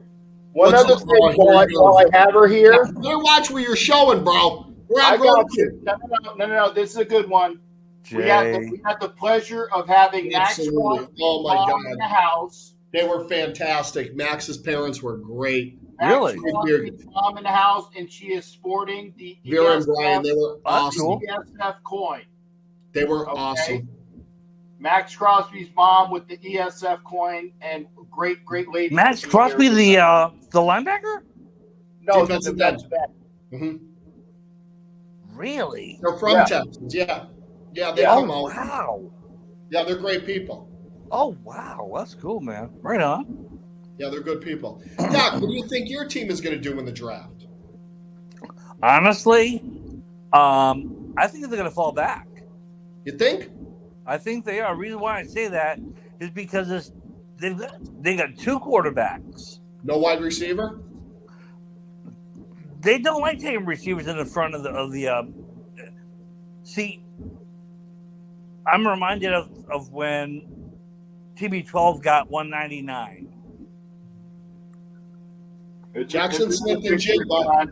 I think they're going to go. I think and they Jigba's might going to try be to a do it at star. the end of the first. Maybe they might go into the third round and get There we one. go. They always grab a lot of the late draft picks. There we go. Another Patriots trying to. And they always get guys they never heard of, and they turn them into stars, and then they release them. Think about this. Mac Jones went to school at the Bowl School. It's a selective school in Jacksonville, Florida. Mm-hmm. To go there, you have to be referred, and Kinda the referral like has to be a IMG. good referral, huh? Kind of like IMG, right? IMG Yes, Academy. yeah. Well, wow, man, that's damn. Haven't heard that in a long time. Yeah, I know some things. You're a slicker, brother. I know some things. No, but the Bowl School, Corky Rogers was his coach, and Corky was a college coach and a pro coach. Really? Yes. I mean, Corky was he made them he put Bowls on the map. I remember Winky was at IMG for a minute. Really?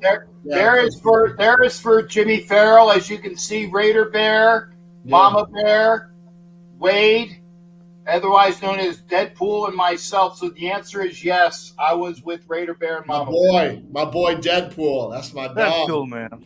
No one knows what he looks like. Really, nobody knows who he is.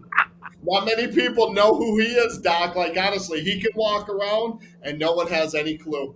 Really? Yes, I know what he looks like, though. Yes, we know what he looks like. But no one knows. He came up to me and goes, "What's up, dude?" I was like, "What's up, man?" He goes, "You remember me?" I'm like, "You remember me?" He goes, "Oh, yeah." All right, yeah, me and him had a good time in Austin. We had a good time. Oh, you were in Austin? Yeah, we were in Austin together before. Yeah, I met him a few years ago. Oh, well, good. I've got friends now. I got a friend. What's his? Oh God, Scott.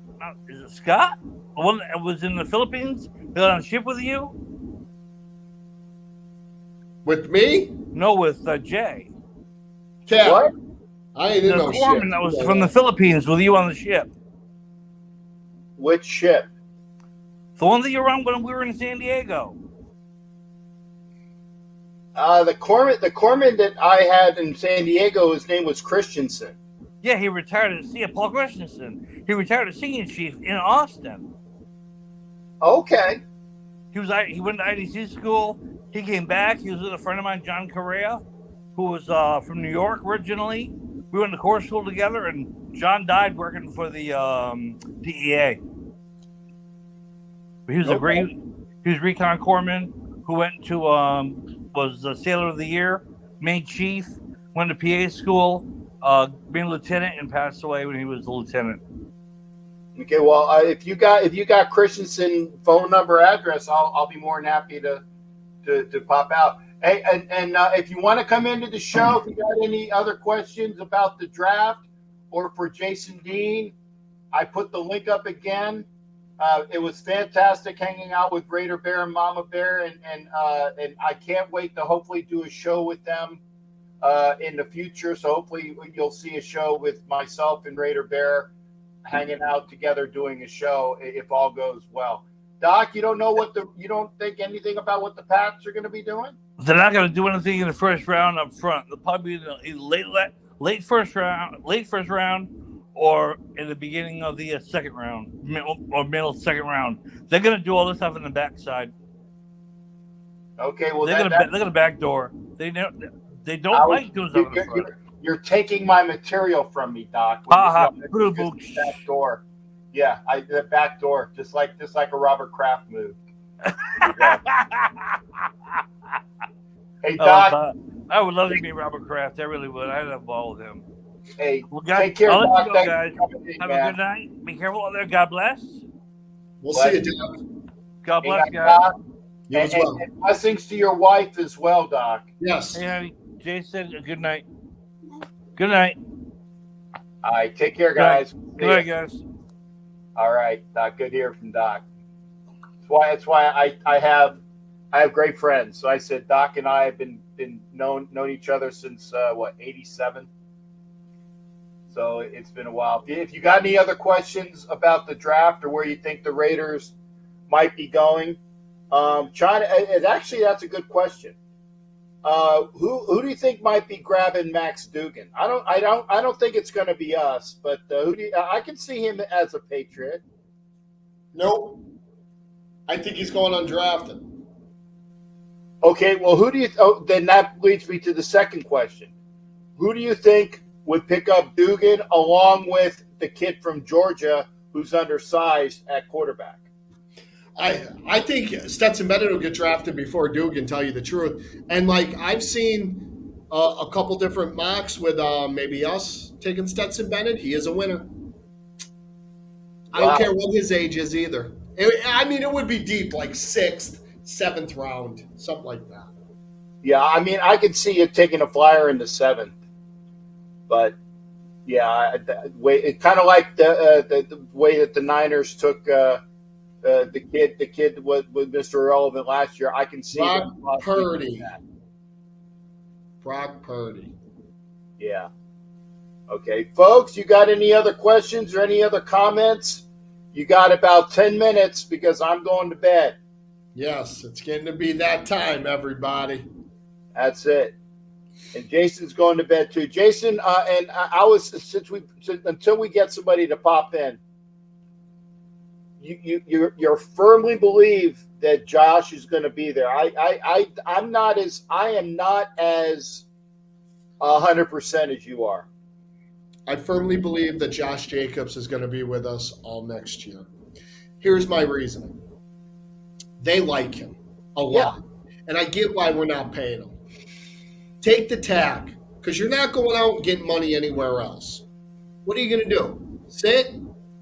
You might get 11.5 from us. Maybe 11.8. Take the tag. It makes no sense. If we trade you, you're just going to be there for a year because no one's going to pay a running back. They're going to use you, and you're just going to bounce around. We're not using you. We want you. You are a Raider. You said his words. Build around. I'll take what I have to with the money I want to take. Build. They are. Wait, the draft is coming. They're not going to make no flashy picks. They got him Jacoby Myers. What's wrong with Jacoby Myers? We got Austin Hooper at tight end. There's nothing wrong with Austin Hooper. A lot cheaper than Waller. I don't think O.J. Sandiego is going to be there anyways. I don't think O.J. is going to be there. O.J. Howard, I'm sorry. I think O.J. Howard might be there for camp. That's about it. I think he's gone. Okay. You brought up our ex tight end. I'm gonna bring up our current Giant fan. Gabe, how you doing? You got a little bit of time, Gabe. You got about maybe 6 minutes. Oh, okay. So what's going on? Or are we talking about the draft or what? Yeah, we are talking about the draft. What people are going to be doing. In fact, I even made mention in the fact that years ago I told Giant fans that they would be very happy with Daniel Jones as their quarterback, that it was a decent pick at the time. So I've been made to be Nostradamus on that one. Okay, no matter if you're a Giant fan and you like him or don't like him, I said he will be a very good quarterback for you and you will get a lot out of him. So in that respect, I was correct.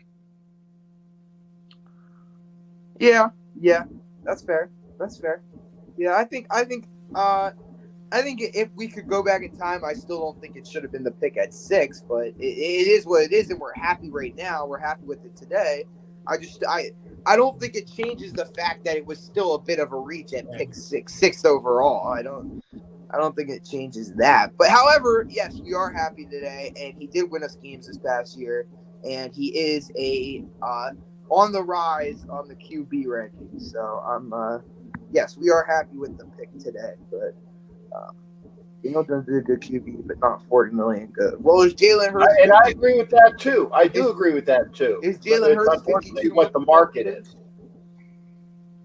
It's not what the Giants wanted to pay him. It's what the market really was. It's not. They kind of had to pay him that.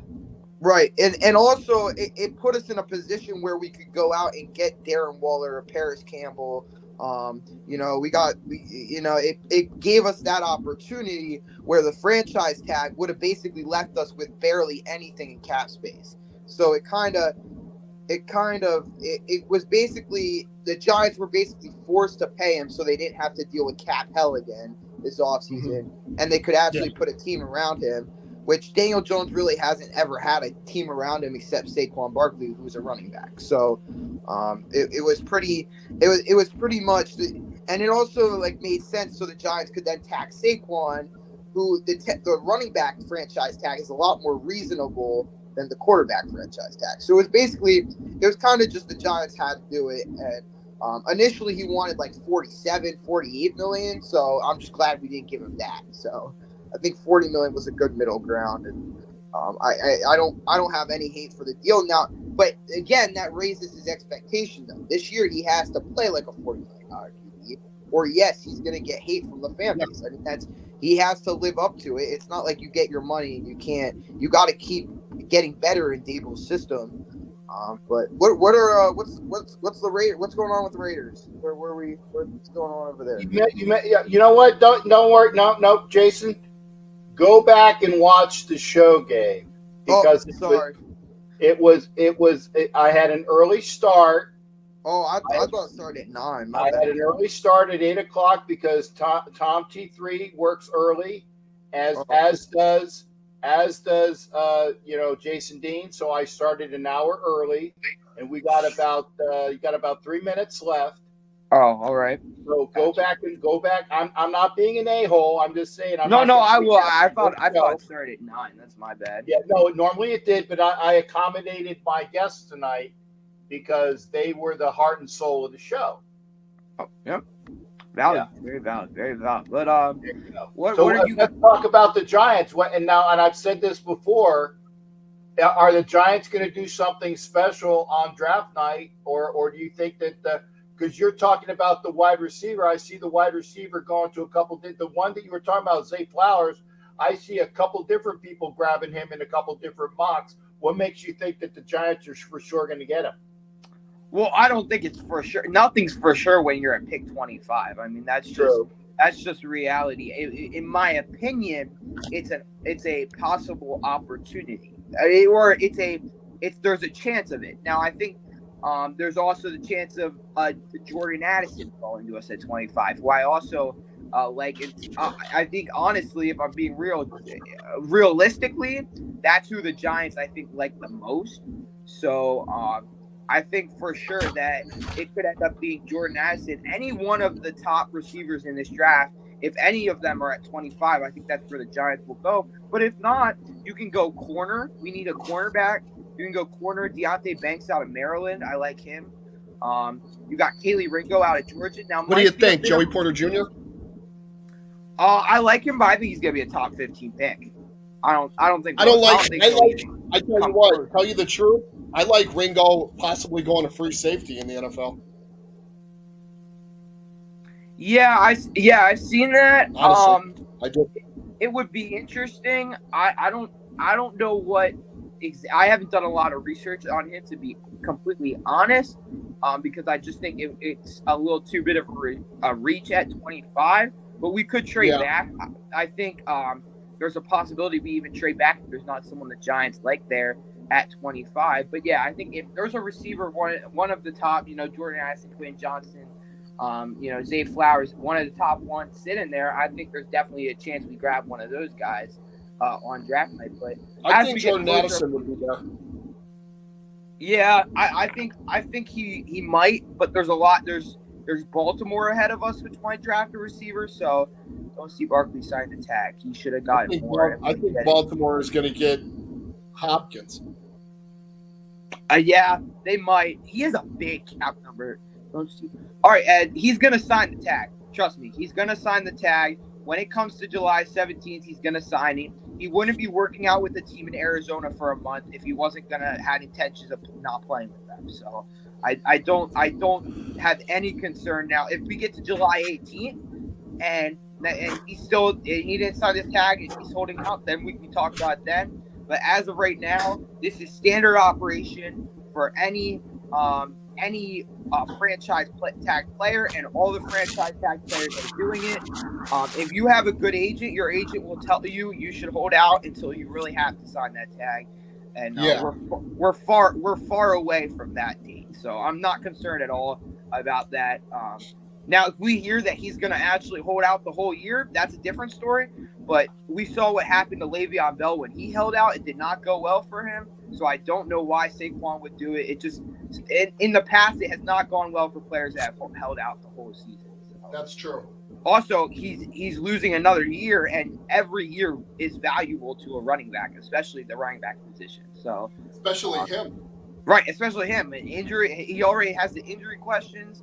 Yeah.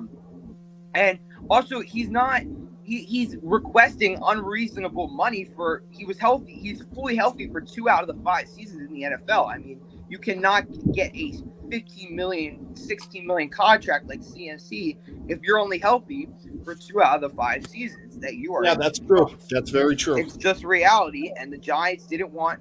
Every player in the NFL now wants it's all about the guaranteed money, and the Giants just didn't want to commit a lot of guaranteed money to him because you've seen what happened with the Zeke Elliott contract, for example. They gave him way too much guaranteed money, and they had to hold on for him for longer than they probably wanted to. So I don't know. I think he'll sign when it comes to the deadline. He'll sign the tag. That's what I think. Yeah, I know. I realize that. All right, Captain, thank you for having me on. I appreciate you. I will go back and watch the beginning. Right after this, I will go back. Because I'm interested to see what you guys do. Because I heard Jordan Davis visited you guys the other day, or is visiting you. So it is definitely an entertaining and informative show. And I would be remiss if I didn't give props to the man got the fingers wrong. That guy right there, Jason Dean, as well as the other gentleman that was in the spot that you're at, who is Thom Jones, who I think you saw the other night as well. Thank you, youngster. I appreciate it.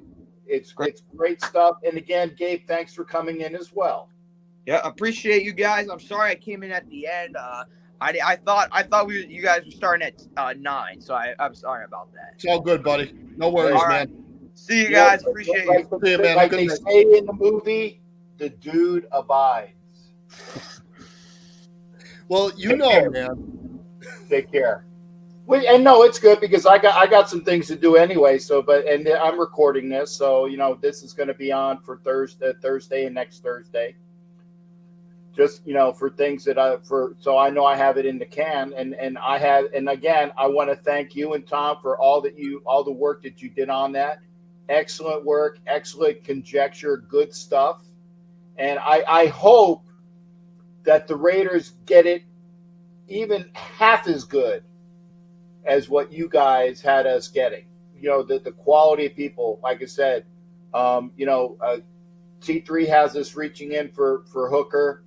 If we do that, that's fine. But I mean, if he's not already gone, I'd take Jack Campbell as if he's not gone already as another late first rounder. It's something that we need.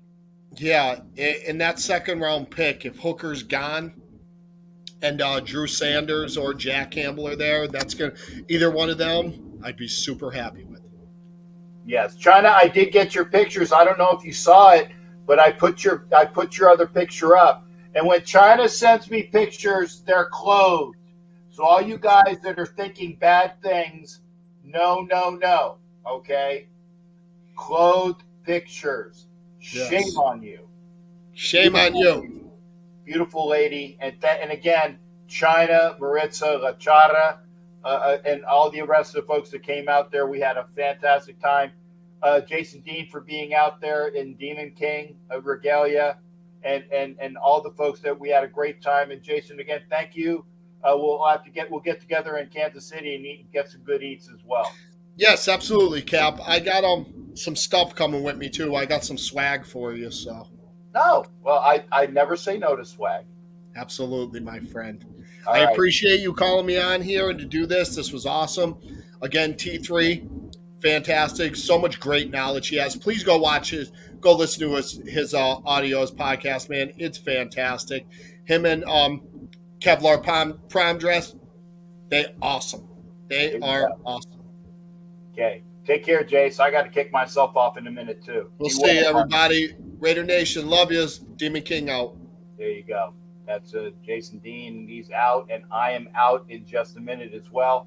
Thank you for watching. This has been the Draft Podcast. And like Jason Dean said, I've been wanting to have this for a while.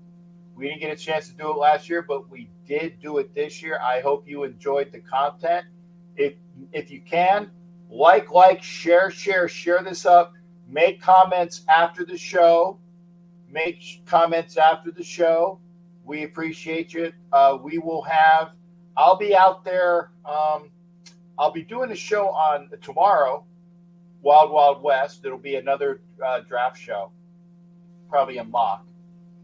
And we'll do one Wild Wild West tomorrow. We'll be doing a show on Sunday, but I'll probably not be doing one on Thursday. Probably not on Thursday.